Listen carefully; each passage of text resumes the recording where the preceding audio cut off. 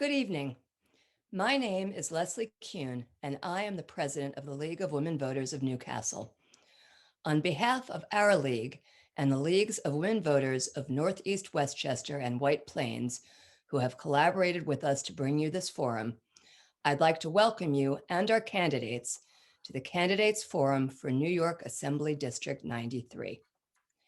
The League of Women Voters is a nonpartisan, grassroots political organization of women and men. This means that the League does not support or oppose one candidate or political party over another. We are dedicated to the active and informed participation of citizens in government at all levels.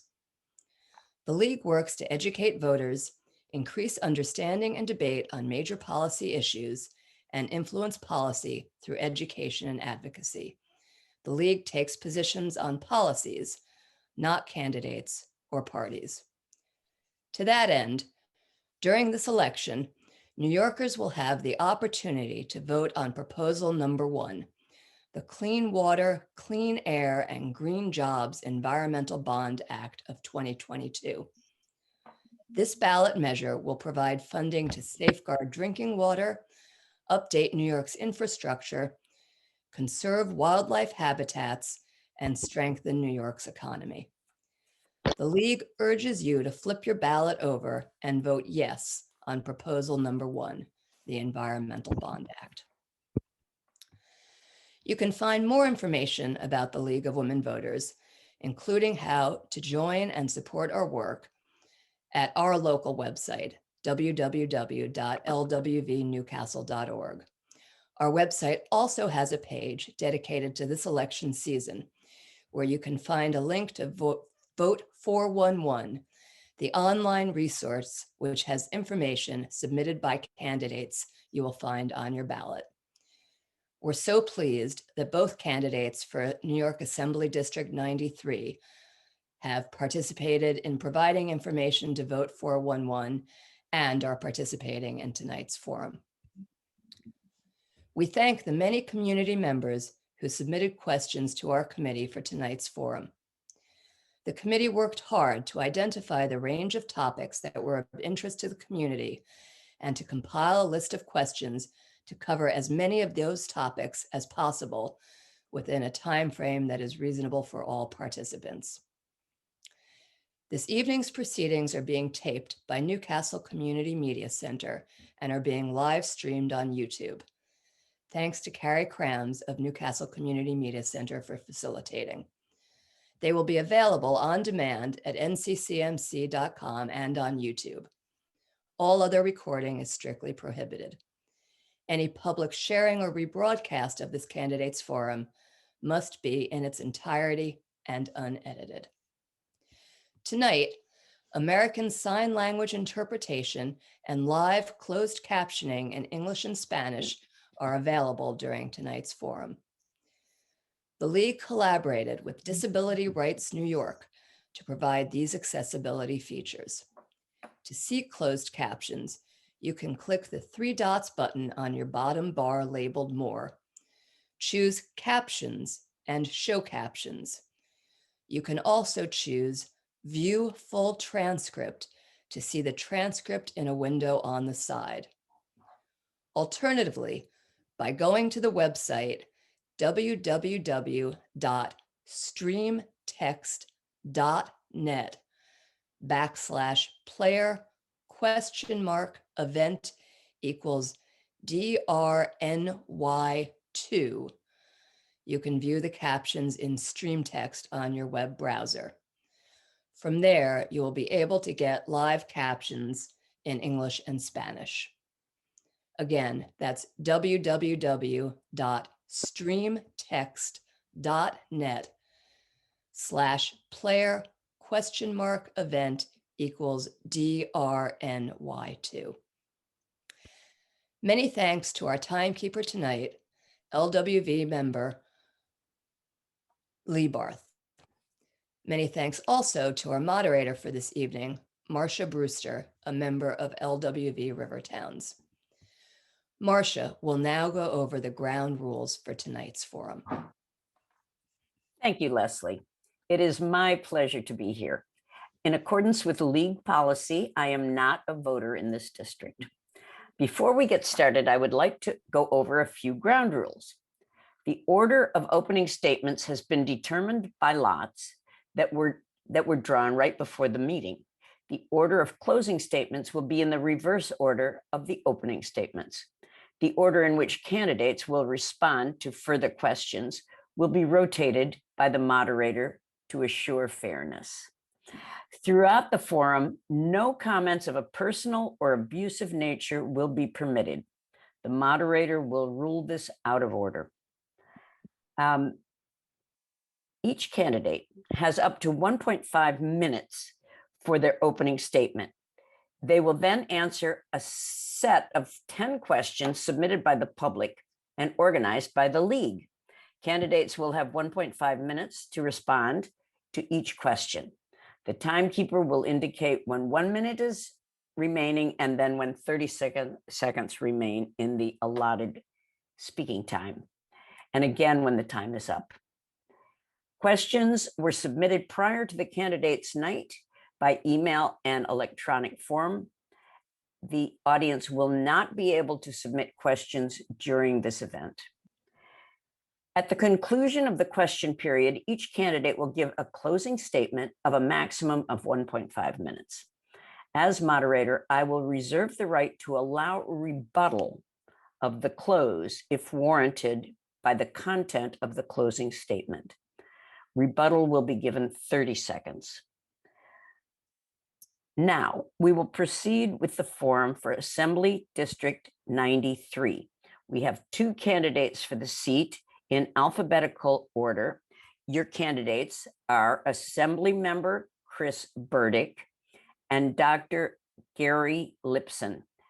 Assembly Member Burdick has been chosen to begin the opening statements. So may I give the floor to you, Assembly Member Burdick. Thank you. Good evening. I'm Assembly Member Chris Burdick, and I've had the privilege of representing the 93rd Assembly District since January 2021.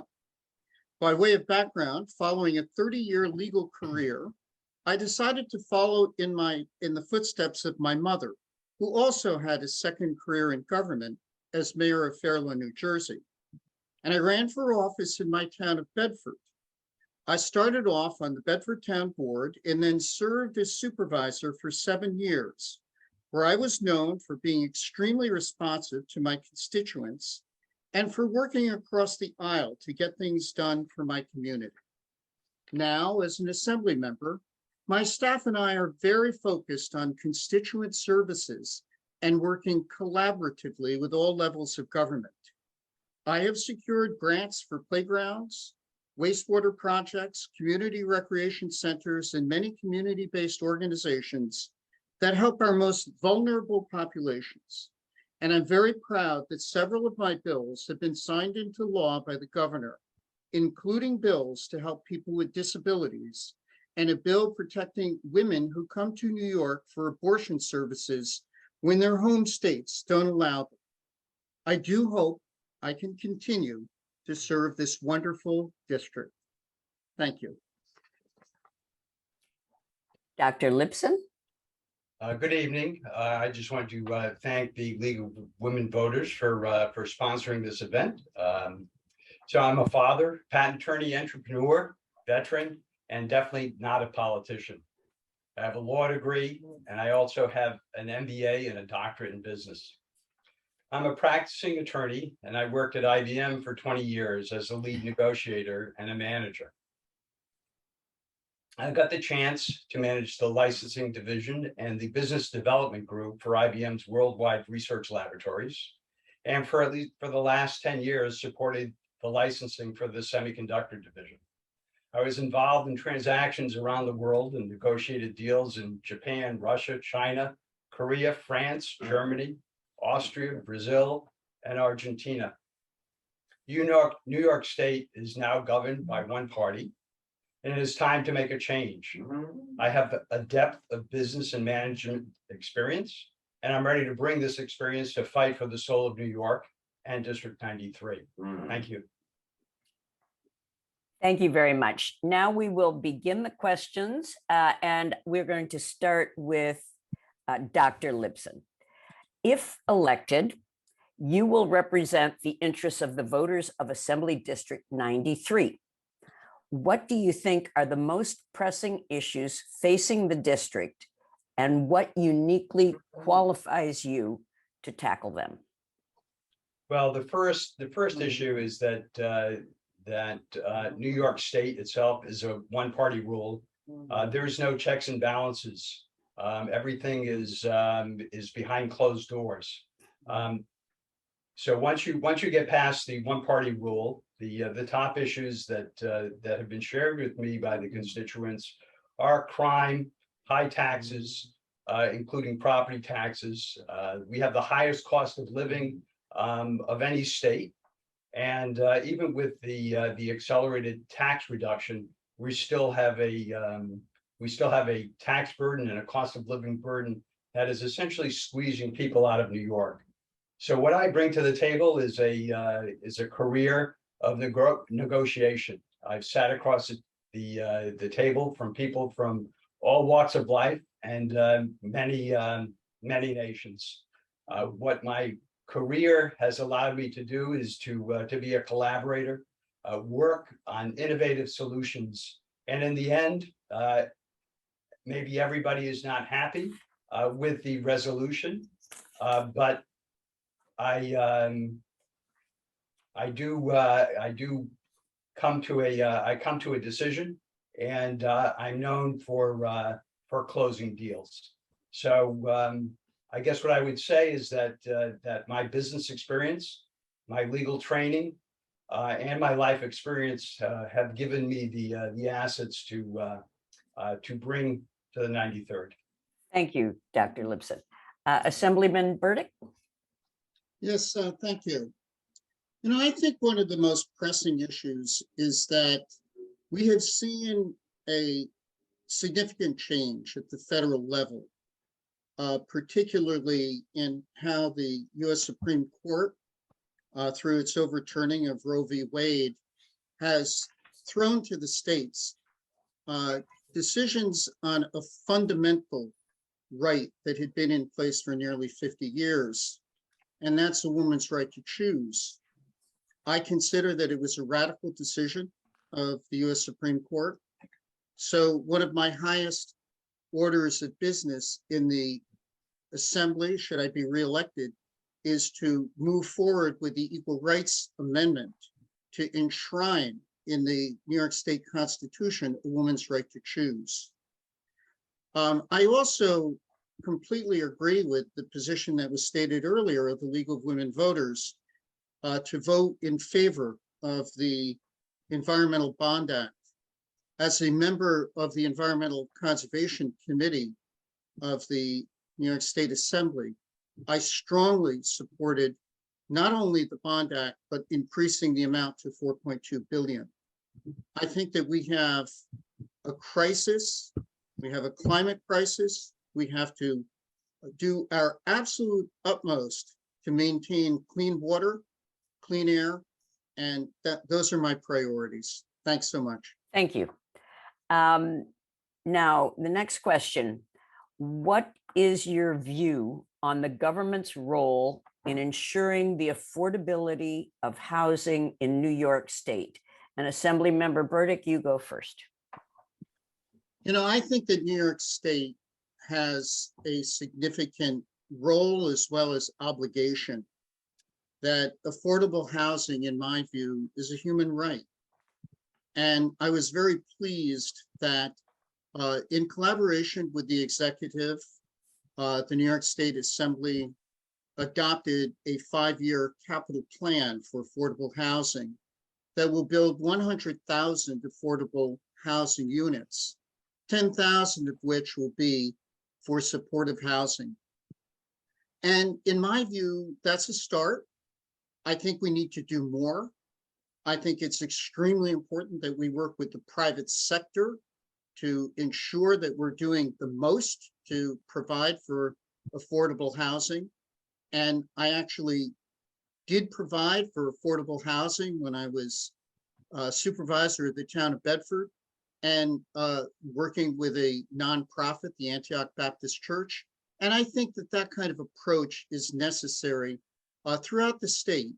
And I can assure you that I will continue to be doing everything possible to work with community-based organizations as well as the private sector to seek out opportunities for additional affordable housing. We have a dire need for it, and I'm going to do my utmost to try to meet it.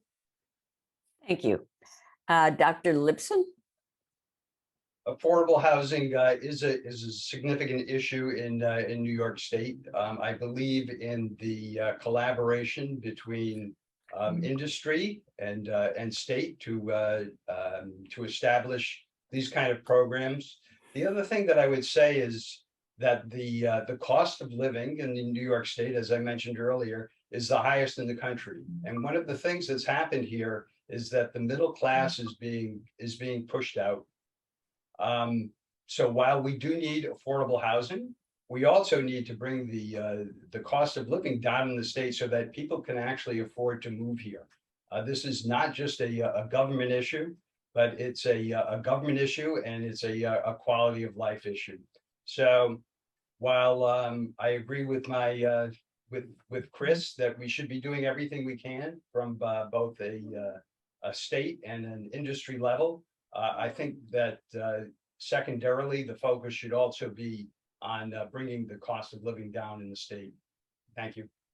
Thank you very much. Next question. A woman's right to abortion is protected in the state of New York. If elected, will you vote to protect that right as it currently exists? And Dr. Lipson, you're first this time. So what I would say is that, you know, the law for abortion in the state of New York, it was passed and confirmed in 2019. The law goes out to 24 weeks. My position is that that law is in place, and it's not likely to change anytime soon. So what I would tell you is that my focus is on, I guess I would refer back to President Clinton's remark that abortion should be safe, legal, and rare.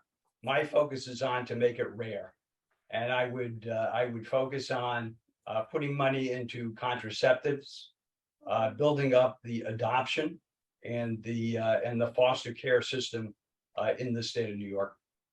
Thank you. Thank you. Assemblyman Burdick. I am very proud to be a New Yorker and very proud that New York State unequivocally supports a woman's right to choose. I'm also proud to have voted for the package of bills following the overturning of Roe v. Wade, which takes that many steps further and not only codifies it, but also protects providers. I also am proud that one of the bills in that package was my own, called the Fire Hate Act, and which was signed into law by the governor and protects the rights of women who come to New York State for an abortion because their states don't allow them. And I'm proud that I voted for the Equal Rights Amendment. That's the first step in getting it into the Constitution. It's got to be voted again next year. And then it will go to the people to decide as to whether or not it should go into the Constitution. I've been endorsed by Planned Parenthood and have a 100% pro-choice record.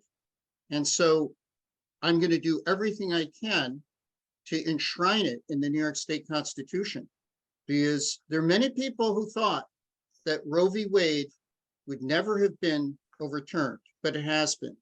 And so I think we need to do everything we can to protect that right in New York State. Thank you very much. The next question. Do you support the Clean Water, Clean Air, Green Jobs Environmental Bond Act? Why or why not? And Assemblymember Burdick, you are first. Well, thank you. And as I indicated before, as a member of the Environmental Conservation Committee, and I asked to serve on that committee, and fortunately I was appointed. I voted last year to place in the New York State Constitution the right of every citizen to clean air, clean water, and a clean environment. And I think that this is part of that. And this is also part of implementing the CLCPA. We need to have the funds to implement it. We need to safeguard our drinking water. We need to safeguard clean air. This is common sense to use these funds in order to address very important needs for our infrastructure, for protecting open spaces, for dealing with these issues that have been dogging the state literally for decades. It's going to be providing funds for flood hazard mitigation, for dealing with wastewater management and so forth, all of which I both have experience on and strongly feel that we need to move forward with it. So unequivocally in favor of it for the reasons cited. Thank you very much. Dr. Lipson? So I am pro the environment. I think that from a pragmatic view, not sure where the money is going to come from, whether the Bond Act itself is sufficient or whether there can be a combination of the Bond Act and the infrastructure bill that was passed last year. There was $1.2 trillion in the infrastructure bill, and that has not been fully allocated. I agree that certainly as a state, we do have a fundamental right to have a clean environment. We need clean water, we need clean air, and I think that the state has a responsibility to the citizens to make sure that that's brought and put in force. Thank you. Thank you. Next question. Given recent court decisions restricting New York's ability to protect people from gun violence, what do you see as the path forward on gun safety? And Dr. Lipson, you're first. All right, so I guess my first comment is that the Supreme Court decided in the Bruin decision that that the Second Amendment is a fundamental right. It's not a second-class right, but a fundamental right. When the Bruin decision was decided by the Supreme Court, Nancy Hochul, together with the legislature, had an emergency meeting. They passed a slew of laws that are unconstitutional on their face. I think what should have been done is to pass some common sense gun laws. Like, for example, maybe there's a need for more practice. Maybe there's a need for more range time. Maybe there's a need to harden the schools. But what Kathy Hochul and the Democrats did is they went behind closed doors. They constructed a bill that was on its face unconstitutional, and now they've thrown the state into a morass with the Supreme Court trying to figure out what to do next. So I think that the tack that was taken by Nancy Hochul and the state legislature was uncalled for and unproductive. Thank you. Thank you. Assemblymember Burdick. You know, there's been an absolute epidemic of mass shootings, and we must deal with it.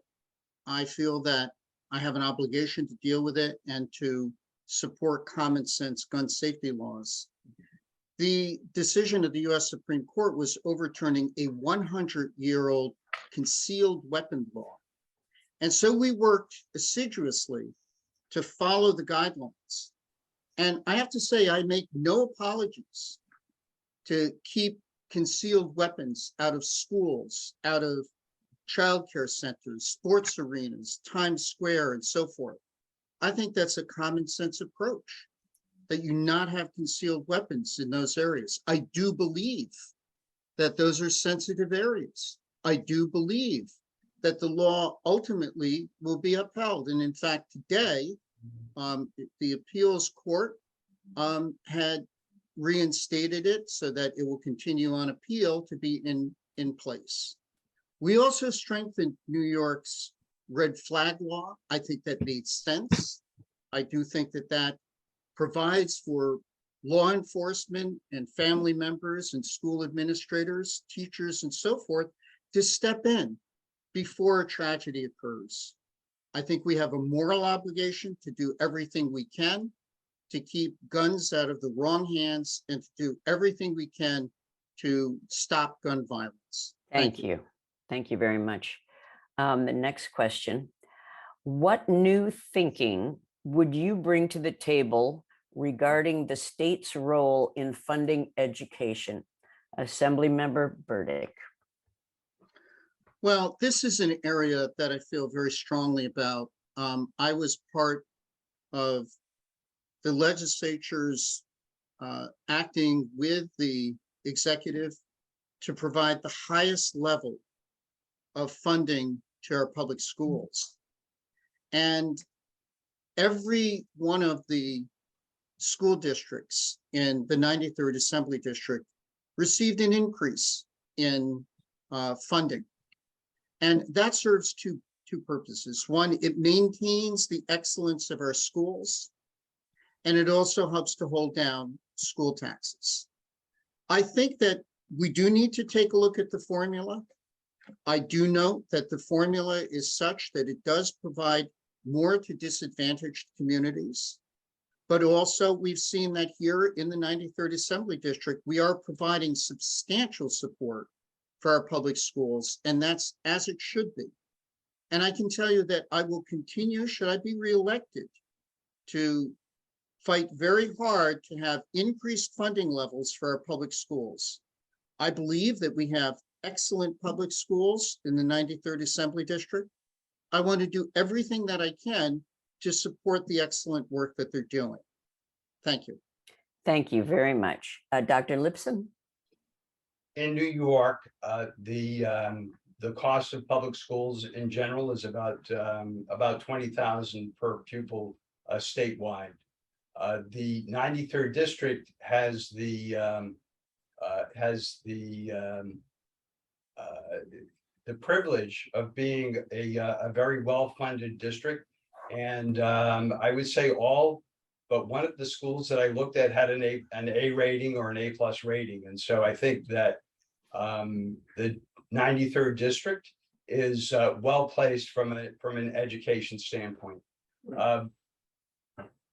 What I'd like to see is to go through not only the budget of the 93rd, but all of the schools to see what kind of efficiencies can be squeezed out, and to take those resources and pump those back into the state.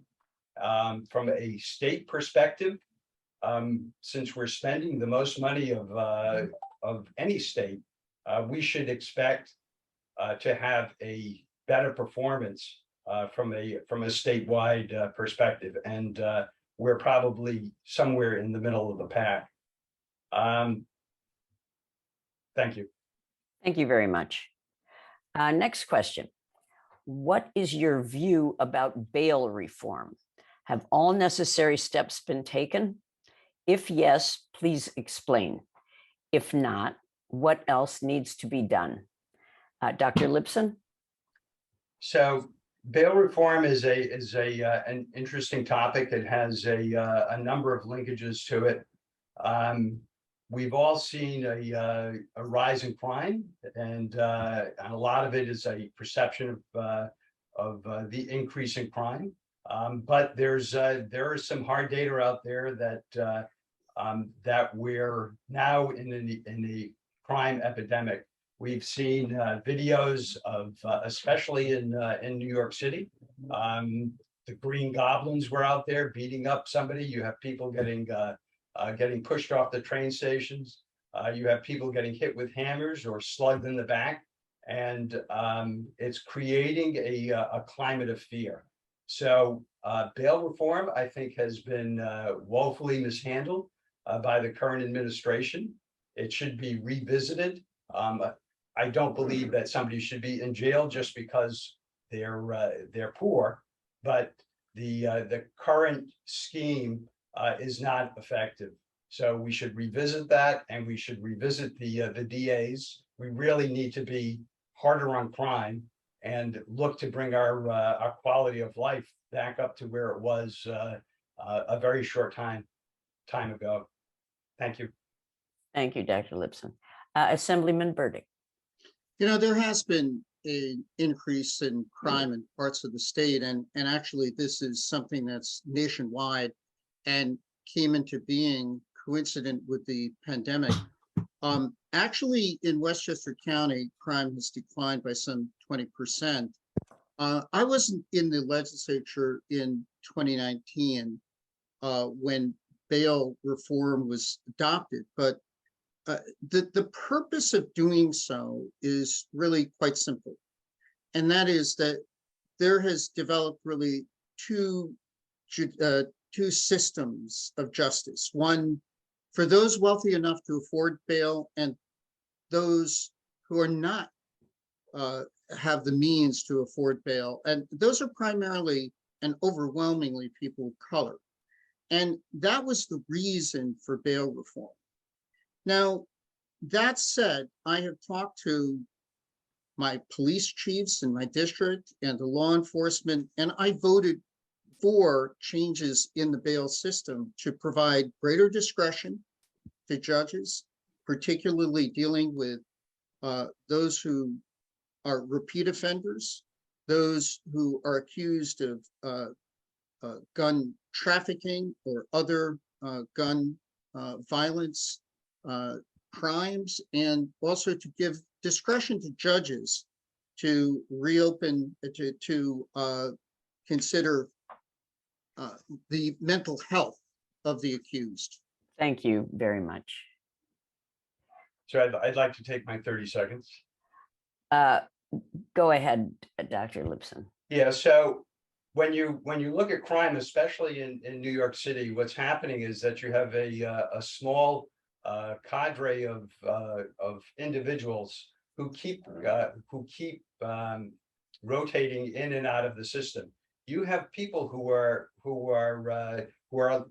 arrested and out within an hour, and you have some of these who have been arrested 40 times. This is ridiculous and unsustainable. Thank you. Thank you. All right, next question. New York has a strong track record of ensuring the rights of people with disabilities. How would you support this work? Is there more that needs to be done in this area? Assemblyman Burdick. Well, thank you. And one of the newest committees of the New York State Assembly is the Committee on People with Disabilities. And I was fortunate to be appointed to that, and I actually serve as chair of the Subcommittee on Employment Opportunities. And I'm really delighted that our governor, Kathy Hochul, has taken to heart the need of people with disabilities. She mentioned it in her State of the State address, and she's carried through on that. And I'm very proud of the fact that two of the bills that I sponsored were just recently signed into law to increase employment opportunities for people with disabilities. But, you know, we have a long way to go, and I'm very pleased with the collaborative approach of the new commissioner of OPWDD. I'm pleased that the hiring freeze was lifted very shortly after Governor Hochul took office, and that we're going in the right direction. But there is a great deal of work to be done, much more. We have areas where those who are serving as in home care for people with disabilities are woefully underpaid. There are issues of transportation, issues of housing, all of which we need to attend to. And I will continue to do that should I be reelected. Thank you very much. Dr. Lipson? I'm very in favor of pushing people with disabilities, providing funding, providing employment opportunities. I know that the state is doing some things. I would like to see possibly an extension from BOCES into more apprenticeship programs. In general, I think that the people with disabilities are a group of people that have been underrepresented up to this point, and that's a group of people that I think need more attention in the state assembly, and that's something that I would be committed to do. Thank you. Thank you very much. Next question. When participating in the state budget process, how will you ensure that our district's needs are met? What do you consider to be our district's most pressing infrastructure needs? Dr. Lipson. The state budget process is something that's been done behind closed doors. It used to be smoke-filled rooms with just men, and now it's smoke-filled rooms with men and women. They go in there and they decide what the budget should be. In this instance, it was Kathy Hochul, and she came out and she forced a budget onto the legislature. She did work with the Democrats in the Senate and the Assembly to add a few more dollars to the budget. I think we need, like everything else, accountability and transparency, and that's something that we're not seeing from the state. In this particular instance, the budget came out, and it was lauded that the budget was balanced and would actually be in the black in the future. Not 3 months later, the comptroller's office said, well, it's not in balance. And within 5 years, the estimate is that it'll be out of balance by about $6 billion. I think that estimate is woefully low. But again, I would bring and I would fight to bring transparency and accountability into the budget process. Thank you. Thank you very much. Assembly Member Burdick. As a member of the Westchester delegation to the Assembly, I joined with my colleagues to do our utmost to see that the priorities of my district were reflected in it. I think we did a pretty good job. As I referred to before, we've gotten the highest level of funding for education in history. We passed and put into effect middle-class tax cuts, $29,700 to $323,000 for joint income, property tax relief, utility arrearage fund for people struggling. We put in a gasoline tax holiday to help relieve inflation for those here in the state. We provided a great deal for higher education, for the environment. So I'm actually pretty proud of the budget that we have. And it was done, in open sessions. There was very spirited debate on the floor of the Assembly and in the Senate. We follow the open meetings law, and we have for decades done so. And in fact, it's a pretty open process, and people get involved, and we have people both in industry and lobbyists and interest groups. But the outcome is such that I think that the 93rd Assembly District has been served well, and I will continue to fight for the needs of the 93rd Assembly District in the coming session. Thank you. Thank you very much. Next question. New York State finances and supports economic development. Where do you think state money should be spent for these purposes, and what parameters would you put in place as programs are developed and monies allocated? Assemblyman Burdick. clearly, economic development is of highest importance. I do feel that the regional economic development councils have been doing a very good job in terms of both geographic distribution. Westchester County and my district has benefited from that. But, I think that we need to examine it from every facet of the budget. I am really quite hopeful that the Bond Act will be passed. I should mention that the infrastructure bill and the funds that are coming from the federal government are carried through to the New York State budget, because that's just how the process works, is that funds that come from federal programs such as that are fed through to the states in existing programs. I do think that system works well, but it does require oversight. And that's our responsibility in the legislature to make sure that those dollars are spent wisely and that the projects have the desired economic benefit. I will continue to see that we have projects here in this district, such as a dire need for wastewater projects, water infrastructure projects. We have aging infrastructure well beyond their useful life, and that infrastructure desperately needs to be attended to. Thank you. Thank you very much. Dr. Lipson?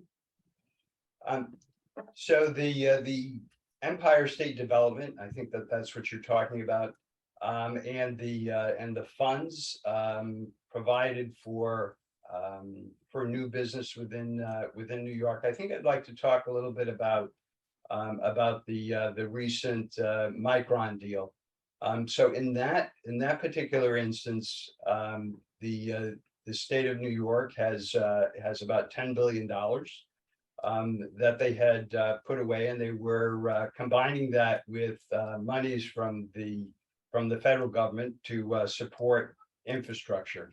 The problem with this kind of activity is that the state is not in a position to bet on winners and losers. For example, the issue with the Micron deal is that the total investment for Micron is going to be about $6 billion and result in about 9,000 jobs.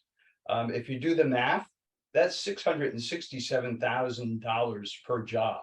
And so while it was announced as a big coup for New York, we're paying a premium price. Our money should be focused on research and development, on lowering the cost structure, and getting businesses to come to New York because this is the right place to be, not because they're getting bribed to come to the state. Thank you. Thank you very much. Our final question, we're a little bit ahead of time, believe it or not. What is your opinion on New York providing affordable long-term care insurance? Dr. Lipson, you're first.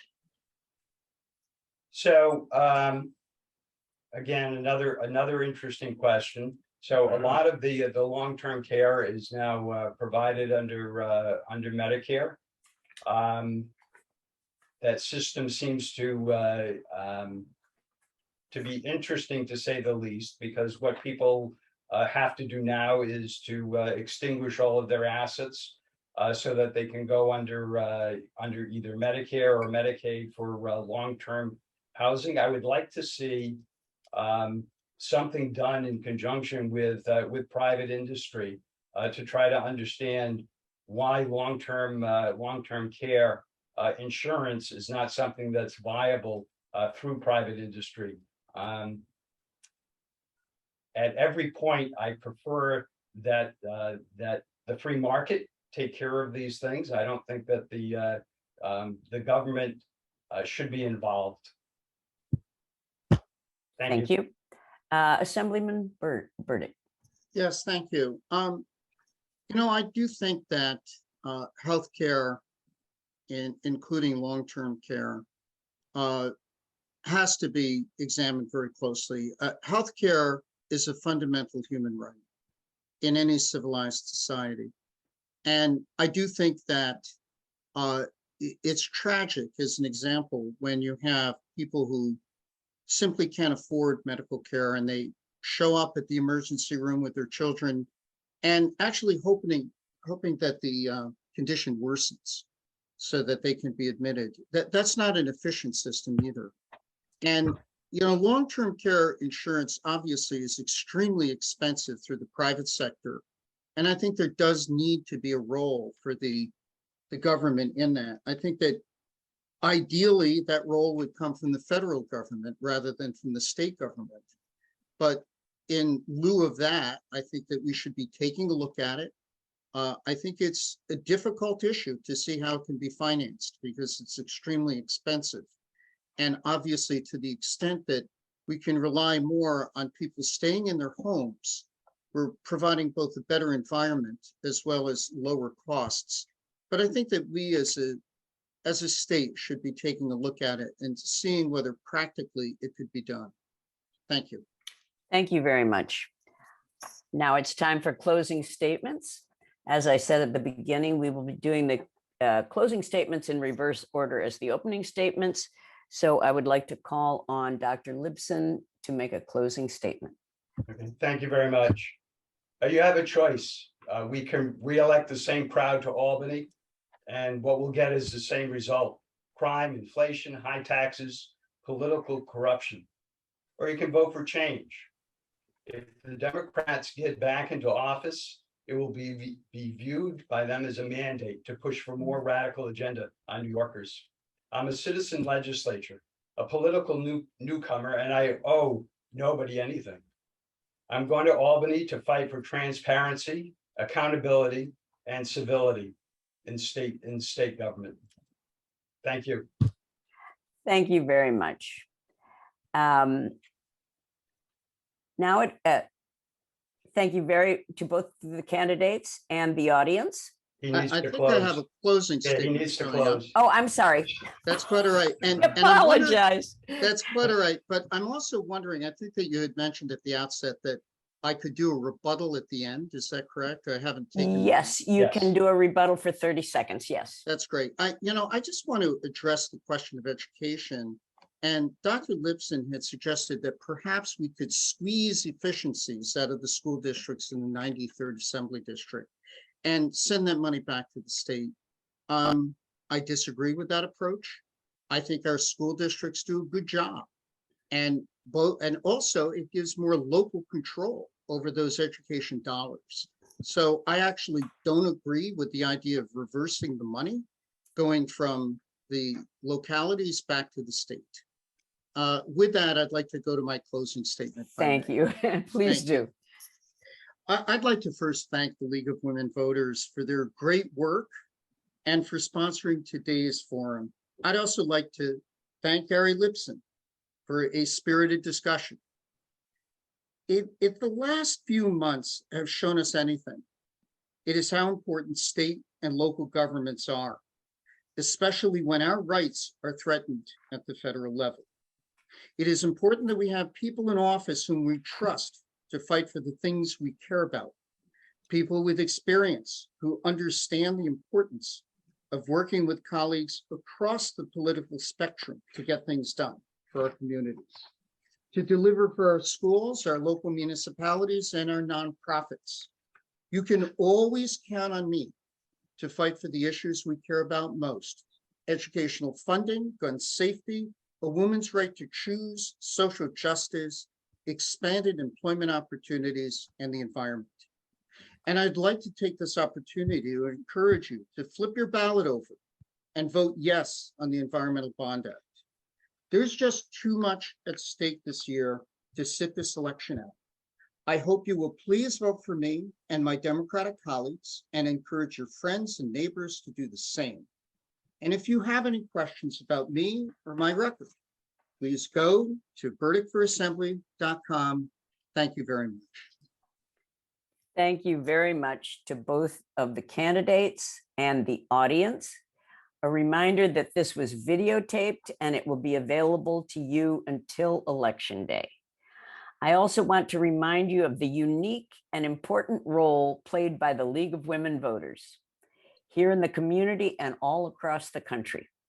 The League works registering voters, Educating voters on the issues of the day and protecting their right to vote is vital to the strength of our democracy.